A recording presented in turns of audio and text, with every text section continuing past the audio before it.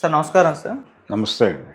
Sir Balakrishna గారికి పద్మభూషణ్ రావడం పట్ల సినిమా ఇండస్ట్రీ వాళ్ళంతా కూడా విషెస్ తెలియజేయడం మనం చూసాం సార్. అయితే ఇప్పుడు ఒక యువ నిర్మాత ఆయనకు సన్మానం చేయడానికి పూనుకున్నారని ఒక సభ కూడా ఏర్పాటు చేయడానికి ప్రయత్నాలు జరుగుతున్నట్టుగా వార్తలు వినిపిస్తున్నాయి. అయితే కొంతమంది అభిప్రాయం ఏంటంటే చిత్రసీమ అంతా కలిసి ఏర్పాటు చేస్తే బాగుంటుంది అని కూడా అభిప్రాయపడుతున్నారు. ఏదేమైనా ఈ సన్మాన సభ ఏర్పాటు చేయడం అయితే గ్యారంటీగా ఉంటుందంటున్నారు. అయితే ఇప్పటి నుంచి అతిథులు ఎవరు వస్తారన్న ఒక చర్చ కూడా జరుగుతుంది. అంటే బాలకృష్ణ గారి సమకాలీనైన చిరంజీవి గారు, నాగార్జున గారు, వెంకటేష్ గారు వీళ్ళొస్తే బాగుంటుందని, అండ్ జూనియర్ ఎన్టీఆర్ గారు కూడా విష్ చేశారు కాబట్టి వీళ్ళ మధ్య గ్యాప్ ఉంది. ఈ సభకొస్తే ఆ గ్యాప్ కూడా ఫిలప్ అవుతుందని కూడా అభిప్రాయపడుతున్నారు సార్. ఏదేమైనా ఈ సన్మాన సభ పైన మీ ఒపీనియన్ ఏంటి సార్?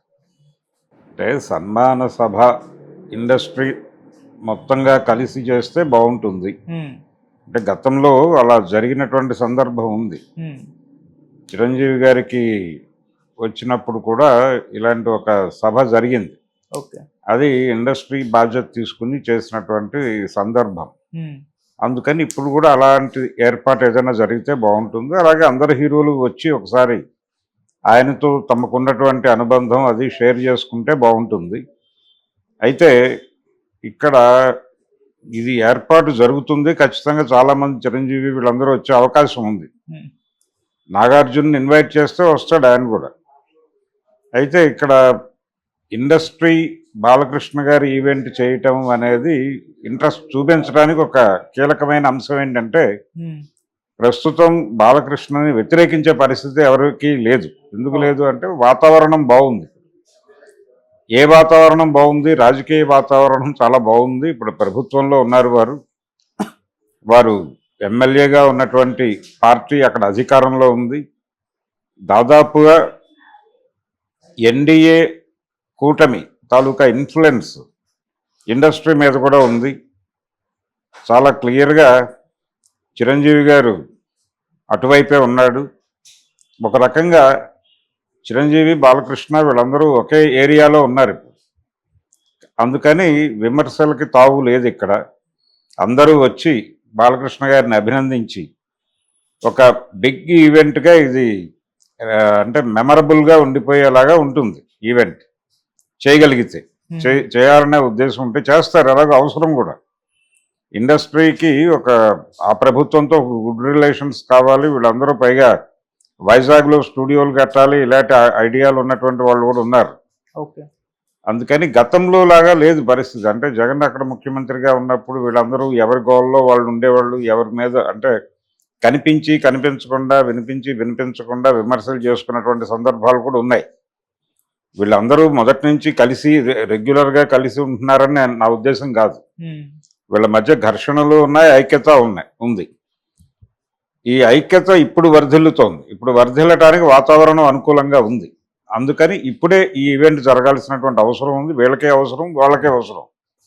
ఒక మెమరబుల్ ఈవెంట్గా ఉంటుంది అది. అలాంటి ప్రయత్నంలో ఎవరెవరు వస్తారు అనే దగ్గర ఒక చర్చ. అంటే చిరంజీవి వీళ్ళు రావటం ఓకే, వాళ్ళు వస్తారు, నో ప్రాబ్లం. పవన్ కళ్యాణ్ వస్తాడు. కాకపోతే జూనియర్ ఎన్టీఆర్ వస్తాడా, లేకపోతే కళ్యాణ్ రామ్ వస్తాడా? నందమూరి బ్రదర్స్ అని పిలుస్తున్నాడు వాళ్ళిద్దరిని. ఈ నందమూరి బ్రదర్స్ వస్తారా రారా అనేది ఒక క్యూరియాసిటీ. వాళ్ళు చాలా సందర్భాల్లో అంటే ఏదైనా కుటుంబంలో విషాదం జరిగితే వెళ్ళి కనిపించడం ఇలాంటివి చేస్తున్నారు. కానీ ఒక సెలబ్రేషన్ జరుగుతున్నటువంటి వేదికల మీద వాళ్ళు కనిపించడం అనేది చాలా తక్కువగానే ఉంటూ వస్తోంది. అంటే బాలకృష్ణ గారు 50 ఏళ్ల కెరియర్ సందర్భంగాను చూసాం మనం. ఇలా వాళ్ళు ఎక్కడా కూడా కనిపించట్లేదు. రామారావు గారి శత జయంతి సందర్భంగా ఏర్పాటు చేసినటువంటి సభల్లోనూ అక్కడ కూడా ఎక్కడా కనిపించలేదు వాళ్ళు. సరే, కనిపించకపోవడానికి వాళ్ళకి ప్రయర్ ఇంటిమేషన్ లేదు. ముందే వాళ్ళని పిలిచి కూర్చోబెట్టి మాట్లాడలేదు. ఇవన్నీ ఉన్నాయి. వాంటెడ్గానే వాళ్ళు అవాయిడ్ చేస్తున్నారా అని అనిపిస్తుంది. అయితే మొన్న ఈయనకి పద్మభూషణ్ ప్రకటించగానే అతను విష్ చేశాడు.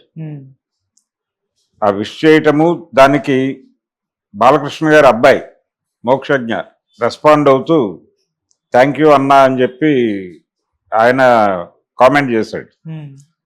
సో అది బాగుంది. అలాగే ఆ మధ్య వరదలు వచ్చినప్పుడు ఈయన సహాయం ప్రకటించినప్పుడు నారా లోకేష్ కూడా ఇలాగే థ్యాంక్ యూ బావా అన్నాడు.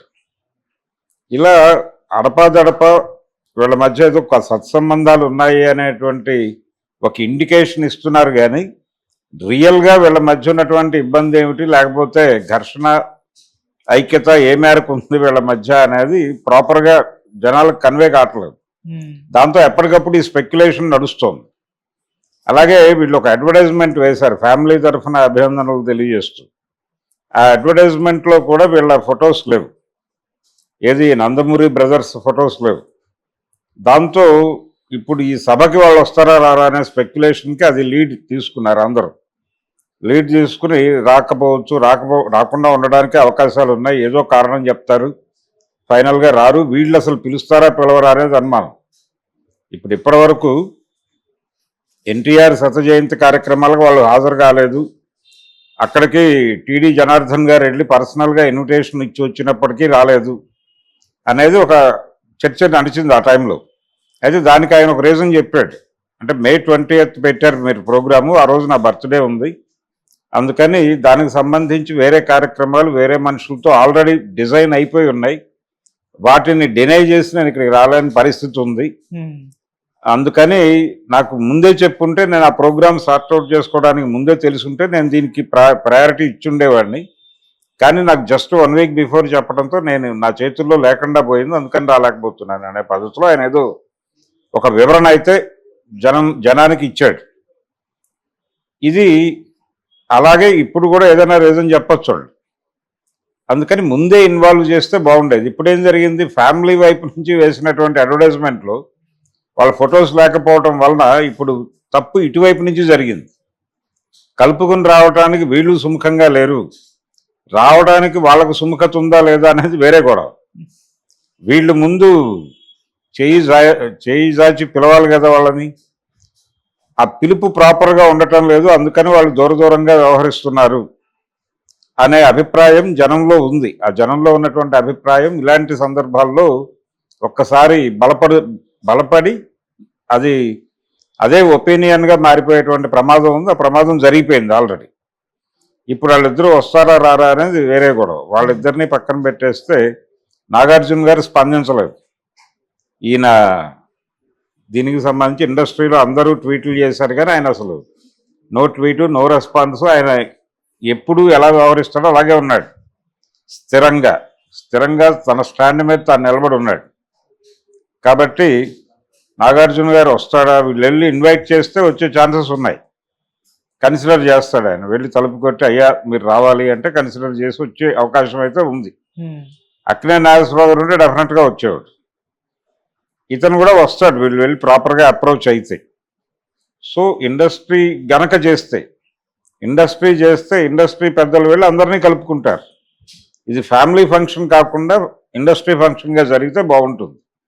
అలాగే ఎవరో ఒక ప్రొడ్యూసర్ బాధ్యత తీసుకోవడం, ఇప్పుడు డాకు మహారాజ్ ప్రొడ్యూసర్ ఒకవేళ బాధ్యత తీసుకుంటే, అంటే దాన్ని హిందీ వెర్షన్ అది రిలీజ్ చేసుకున్నారు, వాళ్ళకి ఏదో కొంత నడుస్తోంది అక్కడ. దాంతోపాటు దానికి ప్రీక్వెల్ ఉంటుందని చెప్తున్నారు ఆయన. ఆ ప్రీక్వెల్ ఉంటుందా లేదా అనే దానికంటే కూడా ప్రస్తుతం వాళ్ళు బాలకృష్ణతో టైఅప్లో ఉన్నారు, అందుకని ఆయన బాధ్యత భుజాన్ని వేసుకోవడం కన్నా కూడా ఇండస్ట్రీ ఇన్ టోటల్ చేస్తే బాగుంటుంది. ఇండస్ట్రీ పెద్దలు కల్పించుకుంటే అప్పుడు డెఫినెట్గా నాగార్జున లాంటి వాళ్ళు వస్తారు, వచ్చి ఆ వేదిక మీద 4 మాటలు మాట్లాడితే ఈ ఏరియాలో ఈ 2 కుటుంబాల మధ్య ఏదో ఉంది అనే అభిప్రాయానికి కూడా చెక్ పెట్టినట్టు అవుతుంది. మరి అలాంటి ప్రయత్నం ఏమైనా చేస్తారేమో చూడాలి. ఇక్కడ కాన్షియస్గా చెప్పాల్సింది నాగార్జున గొడవ కంటే కూడా నందమూరి బ్రదర్స్దే ప్రధానం. వారైతే వచ్చే అవకాశం ఉండకపోవచ్చు అనేది నాకు అనిపిస్తోంది. అంటే ఈ అడ్వర్టైజ్మెంట్లో వాళ్ళ ఫొటోస్ లేకపోవడం అనేది రీజన్, అంతకుమించి ఏమీ లేదు.